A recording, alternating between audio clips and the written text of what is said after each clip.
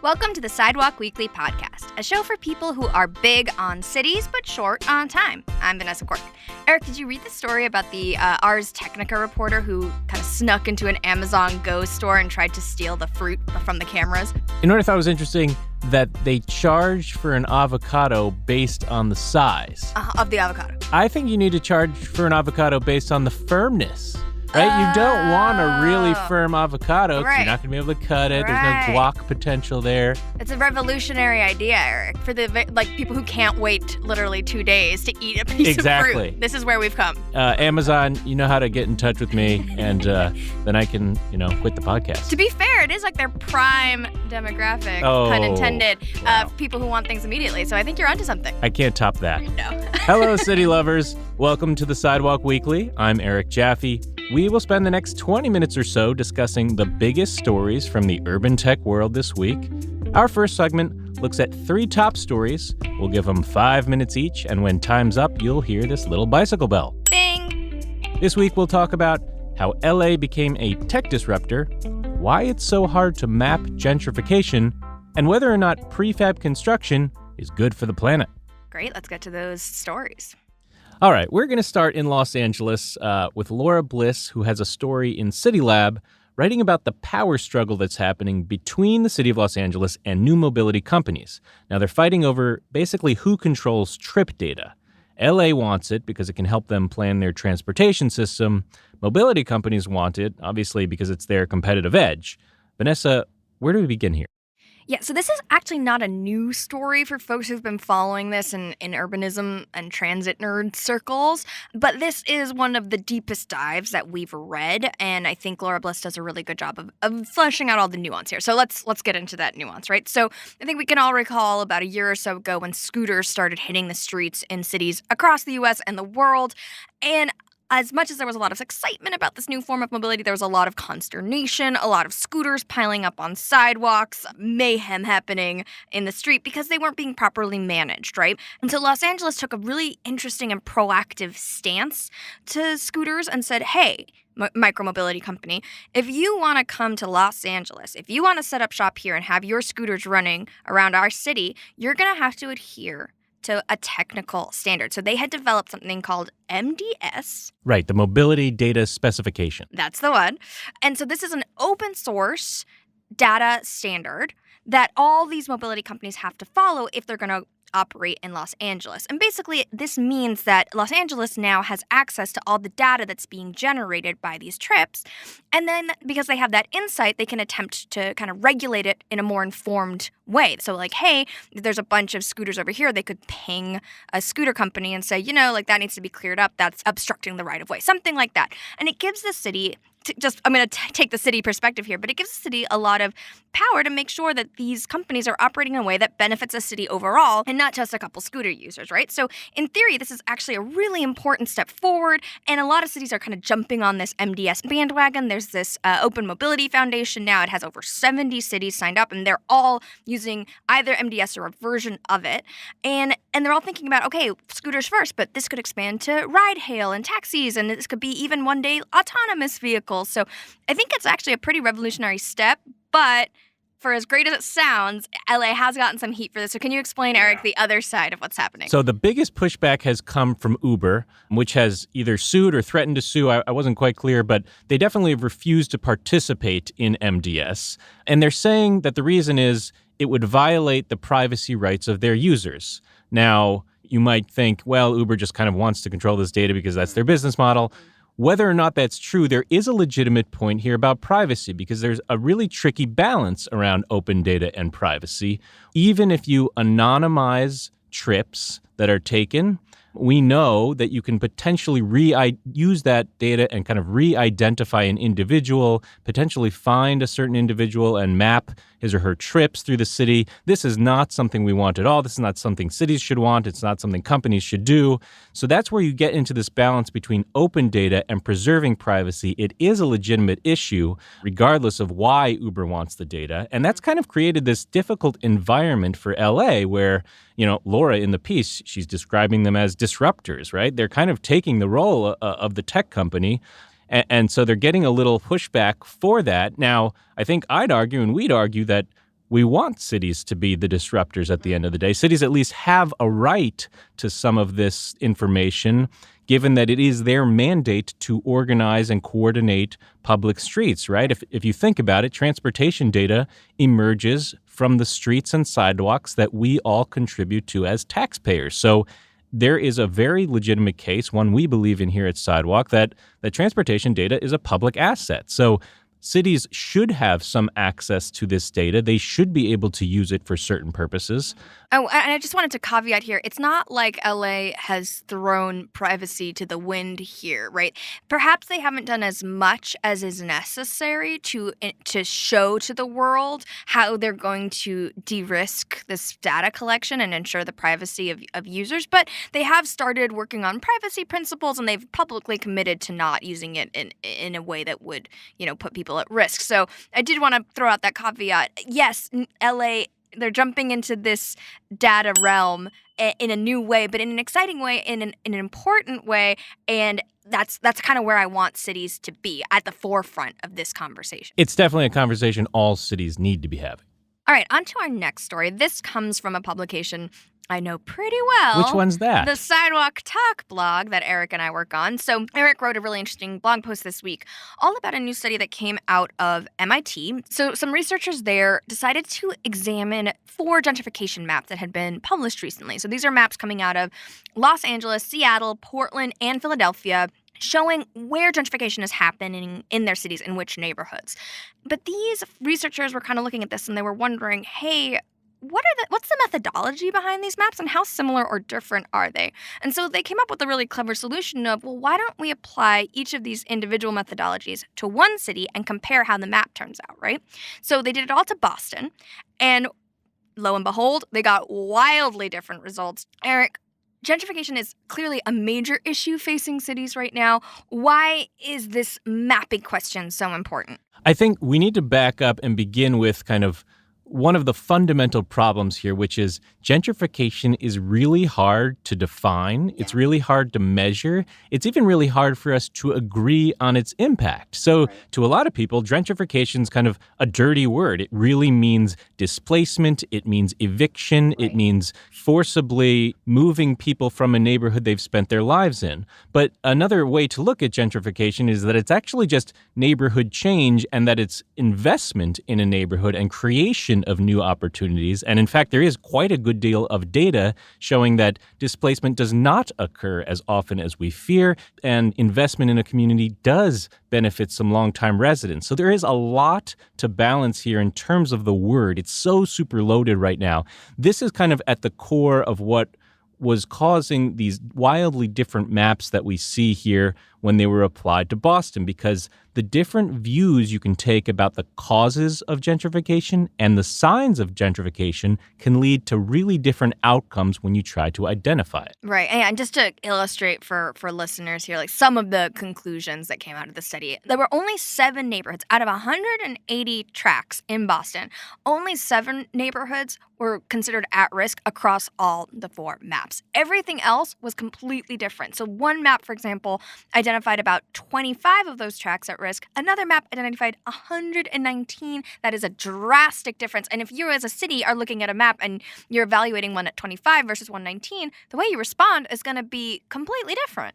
Yeah, and this is kind of really why it matters, because cities copy each other, right? We heard this in our first segment. You've got 70 cities who kind of emulated Los Angeles and built on top of the MDS trip data platform. And the same thing is happening here with gentrification maps. You already have Denver was trying to copy Portland's method, and Boston had expressed interest in Seattle's method at the time that this study came out. So cities copy each other. They're doing it with these gentrification maps, but the gentrification maps are driven by such different measures that you're going to reach wildly different conclusions that are not necessarily reliable and consistent for your city. And what that means is you might apply the wrong policy interventions, or at the very least, very inefficient policy interventions that target neighborhoods that aren't actually at risk of harmful neighborhood change. And so this is why it's really important for cities to maybe have to step back and develop their own methods for gentrification. Maybe it takes a little more time and costs a little more money, but it will at least reflect the kind of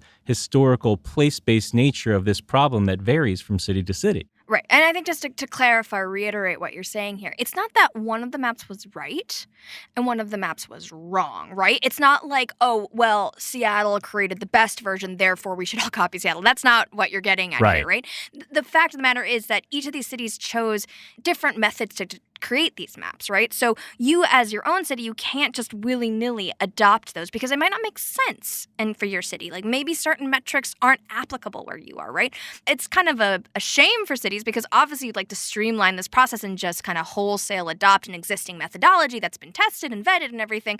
But it seems, at least this study seems to suggest that cities can't really do that. And if you do, you're really at risk of identifying too few, too many neighborhoods. And then when you go to allocate resources, where are you supposed to put them? Like that, for me, is the biggest implication of this study. All right, our third and final story for today comes from the Urbanist blog. Sean Kuo writes about the potentials and pitfalls of prefab. A lot of P's there. He's looking at it primarily through an environmental lens, right? The environmental impact of prefab. Vanessa, you've studied prefab for a long, long time. What stuck out to you here? So, I guess I'll just back up a little bit and just explain what the heck prefab means or refers to. So, usually you construct a building on site to get all the materials there, and then folks assemble it. They set the concrete, whatever it is, and they make the buildings. The idea with prefabricated construction is that you do all of that work in a factory ahead of time in a kind of more standardized and efficient way, and then you just get the materials to the site and assemble them really quickly. The idea being that you gain a lot of efficiency, you reduce costs, you reduce timelines, and everybody wins. This is the theory. Of course, it's harder to get in reality, but now there's a lot of renewed interest in this field right now. And Sean Kuo is looking specifically at this idea of could prefab be a more sustainable way to design and build buildings? Yeah, and he's looking at this through the lens of what are called life cycle gains, right? This is the entirety of the building process. So the sourcing of materials, the creation of certain parts, the assembly itself of those parts, the use of energy in buildings, and then ultimately kind of the demolition or the end of the building's life. Right. And he's done a really great job of doing the research here and looking at all these different studies that speak to each parts of this life cycle. And so for the ones that he saw kind of obvious gains, for example, assembly, right? You definitely have less waste because you're doing everything in a factory. It's much more efficient. He said one of the studies was about 52% less waste. Right. The parts are designed in a specific way to be cut in a specific way, so there's no waste left over. Right. Everything's cut to the right size ahead of time so that by the time you get to the site, it's just easily put together. He also looked at the end of life. Part of the advantage of having stuff easily put together means it's easily taken apart, right? So the disassembly is also cheap and low impact compared to the ways that we usually do demolition, which can kind of create a ton of waste. It is a very energy-intensive process, right? And he makes a really great point that, if you have easy assembly and easy disassembly, your city could kind of change in a faster, more fluid way, and also in a more sustainable way. So on those two scores, he was pretty pro on the sustainability gains of prefab. On the one where he was the most concerned, when you look at how much energy a building uses in its day-to-day activities, then prefab kind of has less of an impact because that's really less about how you made the building. It's more about, did you make the building in a way that is going to have it function efficiently, right? You can achieve that with prefab, but not necessarily. And so he was concerned that because building use has such an outsized impact on the overall sustainability impact of a building, that prefab maybe isn't as important. I would make the claim that architects have actually been thinking about building use for quite a long time, and we're only going to get better at creating more efficient buildings. But they haven't been thinking for a very long time about all those other elements of the life cycle that Sean brings out. And I think that prefab actually has an important role to play to help them think more holistically about the building itself. Yeah, that's something we're thinking a lot about here at Sidewalk as we start to develop a kind of mass timber factory. Now, this would be sort of prefab, but off-site assembly and production of materials, but they're actually wooden materials called mass timber. There are studies that have come out, one recently in Nature, showing that they compare very favorably to kind of either concrete or steel buildings. And so we really think that's a game changer in terms of the sustainability impact. But then there's also the point you were making of improved ways of designing buildings so that energy use itself gets reduced, right? You can use passive house design, which is really airtight design, which means it doesn't get as cold or as hot as the seasons change. And so you don't even need to turn on the air conditioner or the heat as much. And so you're really dramatically reducing the baseline of where energy consumption begins. Over about a 50-year time span, about 83% of an average building's energy actually comes from the electricity it uses. So then once you build on top of that innovations in electricity, then you could really have more gains. So I don't think that prefab precludes those gains, right? No, not at all. That is it for the top stories. As always, you can find the links to these stories in the podcast episode notes. In our next segment, we are going to talk to reporter Alan Greenblatt. He just wrote a fascinating story in Governing, all about an unprecedented privacy initiative happening right now in Oakland, California. So back in a few seconds with Alan. Okay, we are here on the phone with Alan Greenblatt, a reporter from Governing, who just wrote about the city of Oakland. So this is the only city in the U.S. to have established a privacy commission. And this helps them review new urban technology through a privacy lens. So this is super interesting stuff. Alan, thank you so much for joining us. Hey, great to be with you. Alan, this is really a remarkable story here. Not only is this commission kind of unprecedented for today in 2020, but it was actually conceived, many years ago. I think back in 2014, you write. So I'm just curious, how did Oakland get so far ahead of the curve? Well, what happened in Oakland was that there was a program called a Domain Awareness Center, or DAC, that was basically a citywide surveillance program. It started at the port and the airports, and it spread throughout the city. So there were, cameras and sensors all over the city collecting all kinds of data. So this was back in 2013. And there was basically a whistleblower in-house who pointed this out. And it was right at the time when Edward Snowden had pointed out all of the surveillance happening at the federal level. And so it kind of, the atmosphere was right. And Oakland has a lot of activist groups, and they organized and basically pushed back against this program, and then pushed to have a standing body that could deal with privacy issues rather than having to gear up each time they happen to see a new threat. And can you describe what is the mandate exactly of the commission? To what extent can they influence city policy, and have they done so since they've been established? So it's actually an advisory commission. It's city residents. It's not people who work for the city. They make recommendations to the city council, which then can act or not act, but they have had real influence. Oakland is one of, still a small number of cities that have banned facial recognition technology that grew out of this commission's work. They also have what I think is considered kind of one of the strongest local laws regarding surveillance by the city. So they came up with a plan which became law a couple years ago. Basically requires that this commission is notified when the city's spending money or getting grant money on any kind of hardware or software that could impact privacy. So that's pretty broad. It also, that law protects whistleblowers and forbids non-disclosure agreements, which is what many cities have. They do the surveillance work with private vendors, and they're not allowed to disclose it. They may not want to anyway, but the residents of cities in New Orleans and so forth have only found out about that they're being surveilled after the local media somehow gets wind of it. Alan, I get the sense from reading your article that the commission, they really try to balance privacy concerns with the need for innovation and the understanding that technology moves very fast. And so obviously surveillance is a very harmful thing for a community, but there are a lot of tech-driven kind of tools that could help solve some city challenges. So I'm just curious, how do they strike that balance between privacy and innovation? Well, you say that surveillance is harmful for a city. It's not always harmful, right? And we're right now at the beginning stages of the coronavirus, and we're going to be tracking where people have been and who they've come in contact with. So there's certainly privacy concerns with that, but there are also capabilities that are going to save lives. So that's the kind of thing where they don't want to just outright ban most things. They did ban facial recognition technology, Basically what they try to do is come up with broad principles. And then when vendors come to the city with their products or services, the commission can review, and does it violate the principles they've already set in place? So they're trying not to say no to everything. They're just trying to think about what their privacy goals are, and then see what tools can be used or cannot be used within that framework.